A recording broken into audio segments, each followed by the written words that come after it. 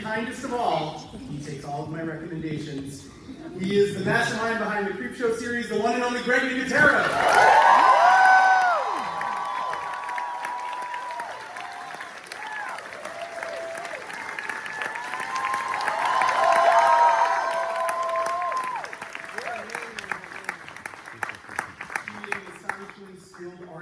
Fashion designer and filmmaker. Her friend Vixen is beloved, and now so is her banger segment of VHS Halloween, Home Haunt.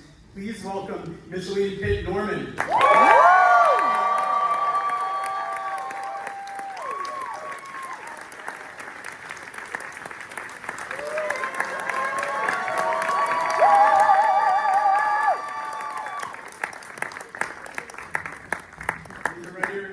Is incredibly goddamn funny. He made his feature debut with the Shudder original film Scare Me. Yeah! And then he did the impossible. He made a good contemporary werewolf movie in Werewolves Within. And then he gifted you the gory Valentine slasher Heart Eyes. Yeah! The dark man obsessed Josh Ruben.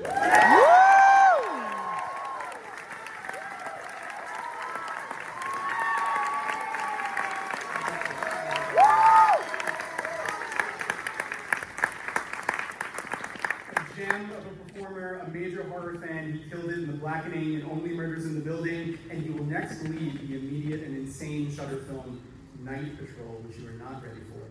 Jermaine Fowler.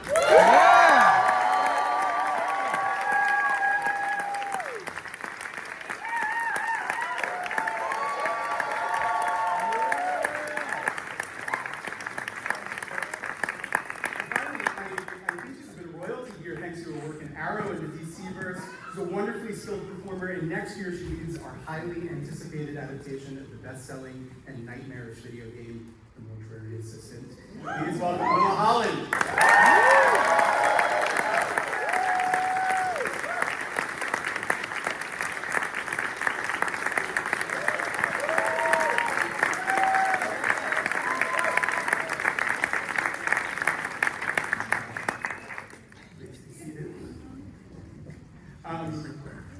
Thanks, everyone. We're going to start with some very hard-hitting, cool, aggressive questioning. This one's for everyone. What's your favorite horror movie? They follow. Freeze. Evil Dead 2. Yeah!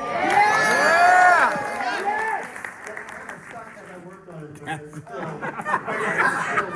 Humble brag. I mean, it's but I think I would be a little more original than that, but I'm not. Okay, you like your own work that much. I'm going to say The Exorcist, because anything that makes you want to go to church is definitely the scariest movie. I'm a meta boy. I like a new nightmare. I like a Wes Craven's movie.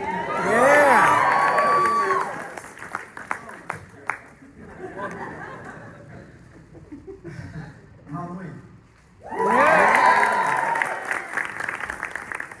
Piggyback on that also, Halloween and The Thing is very good.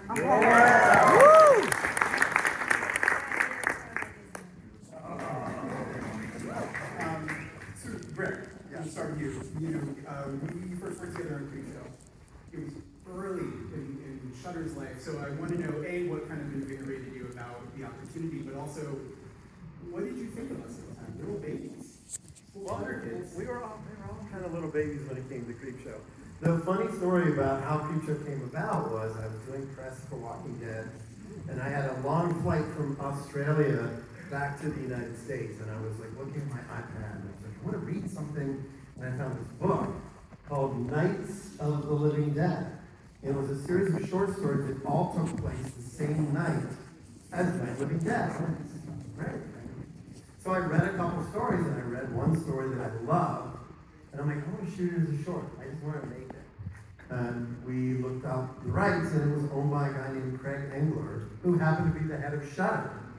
So they called, they're like, hey, so we're getting ready to launch Creepshow. And I was like, Creepshow? Like, and I think Creepshow's mine anyway, weirdly. I'll tell you this in 2 seconds. I don't want to take the whole panel, but thanks for coming, guys. No, but it was really wild because then all of a sudden I was asked to be part of the team, and I had no idea what I was getting into. You know, when you work on a TV show, you have a cast, and standing sets and all this stuff, you kind of go, yeah, I got this. I've been doing Walking Dead for 8 years, and everyone that's directed a short film knows it's just all hands on deck. You have 3 days to shoot a half an hour segment, and I just held on like fucking Bronco. But Shudder was super supportive, and I was really proud to be able to be one of the first original shows that premiered on Shudder and got hundreds of thousands of viewers signed on. But real quick, when I was a kid, I worked for George Romero on Day of the Dead. It was my first job. And I had a Creepshow poster hanging in my office, which was my dad, like the basement of our house. And I carried my video camera around with me all the time. And so when you look at Evil Dead 2 and Day of the Dead, all that footage is on the DVDs, and that's all my footage. Anyway, there's a shot of me filming a Creepshow poster in my basement, talking to my mom and dad, saying, one day you're going to see my name on this poster. And it was literally a Creepshow poster. So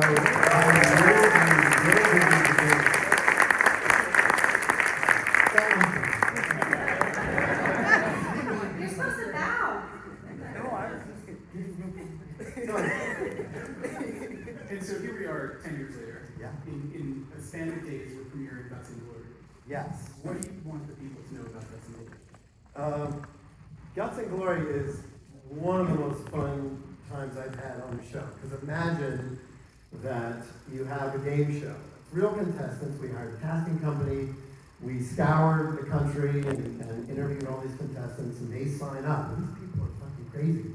Because they will literally go wherever you tell them. You send them a plane ticket, they'll show up. They didn't even know what the show was. And the disclaimer was, we're not responsible for death, dismemberment, psychological harm. And they all signed it and showed up. And the idea is it's part Sam Raimi, it's part Halloween Horror Nights, and it's part Survivor. So they're actually competing, but what we did was we created this sort of through line that the producers accidentally dropped them into this swampy area in Alabama where there's an urban legend of this evil spirit. So when the contestants get possessed by the evil spirit, people start dying off. But in the meantime, they're still competing and there's a prize. So we did 6 episodes, and one episode is like a morgue challenge, and there's a buried alive challenge, and there's a zombie challenge, and there's a beach on the loose challenge, and there's an exorcist challenge, and it was so fun, but we could shoot it live. Like everything had to be like, I had this command vehicle with 8 monitors, and I'm like cueing stunts and cueing special effects, and everybody here knows on this panel, when you do a movie, you can cut, all right, let's try it again, the blood didn't work, or try it with a little more, be a little more scared to do this or that. It had to be live. Like we didn't have the opportunity to cut and do it again.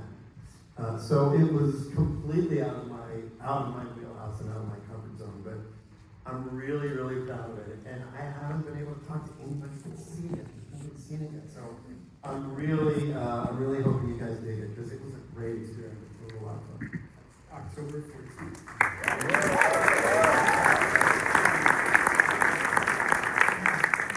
Kind of ambitious special makeup effects, and Micheline Pitt-Norman has been kind of praised as one of the standout segments of VHS Halloween. It's like Halloween exploded, right? It is this kind of nightmarish, beautiful work. I'm very excited if you haven't seen it. So you should see a green witch grab a child and disembowel them. In that was all done in one take. Can you tell us about pulling that off, and tell us about kind of making this debut within the VHS franchise? Well, I think the most exciting thing for anybody that does VHS or works with Shudder is the creative freedom that you and your team give us. Because at no point were you like, you can't do that. You're like, yes, and. Which is something as a filmmaker you don't get to hear very often.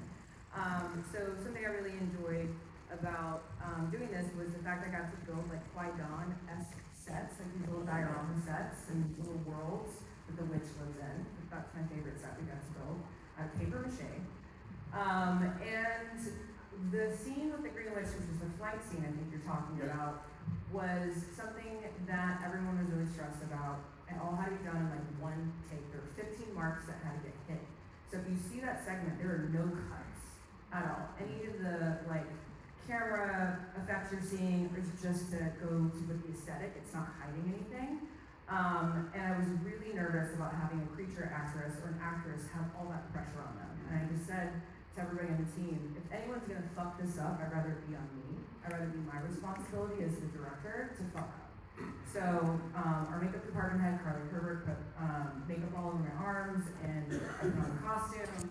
And I rode this like motorized rig with like 4 other people.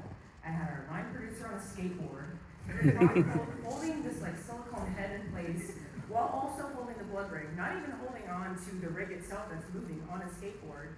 I'm sitting in the front, holding the front of the room, performing. I've got a camera moving around my head. I have my DP behind me, the camera guy behind him, and I have to hit all these marks with children running across me. We have to do like a Texas cross with matching up with her going across me, ripping the head off, which is really fucking heavy. You never rip the silicone head off of a body, guys. It is really heavy. I've got nail extensions on. I'm hoping those aren't going to fly off. All have to hit it at the right point.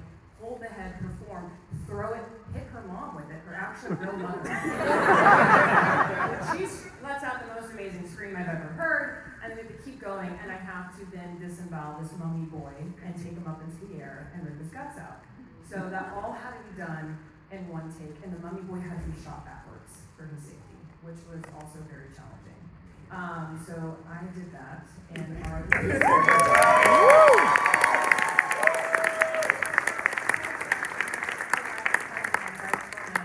producer Josh were losing their fucking minds, stressed out. I was having the best time of my life. To this day, I don't know if I'll ever get to top that as a director as far as a fun day on set for me. They were stressed the fuck out. I was having the best time. It translates. I mean, listen, I hope you watch it. It's really fun. I feel a lot of kids. And it's really a fun Halloween thing. Mr. Josh? No, I'm gonna follow 2 icons. Please, I've seen all your movies. They're amazing. I'm like, I made a black box thriller. You did. Let's talk about it. I mean, Hard Eye is incredible. Where is incredible? We had the privilege of doing your first movie, Scare Me. And it was one of the early films that Shudder was part of before it was finished. Tell us about making a little taboo movie. What Scare Me is, because everyone can see Scare Me, right? Yeah. Okay, well, this is wow, this is my first con, so I'm just gonna...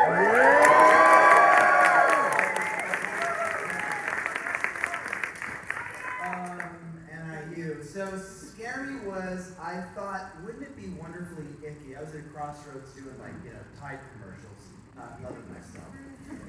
And I was like, what if I cashed out my college humor 401k? And I don't think I still dealt with the tax ramifications of it. And what if I put that into this film? Don't tell anyone, this is private, right? And I thought, wouldn't it be, I said, what would the scariest sort of situation I can imagine be, and it wasn't a preachy thing about Me Too, but what I was really excited about was this kind of death trap scenario of this really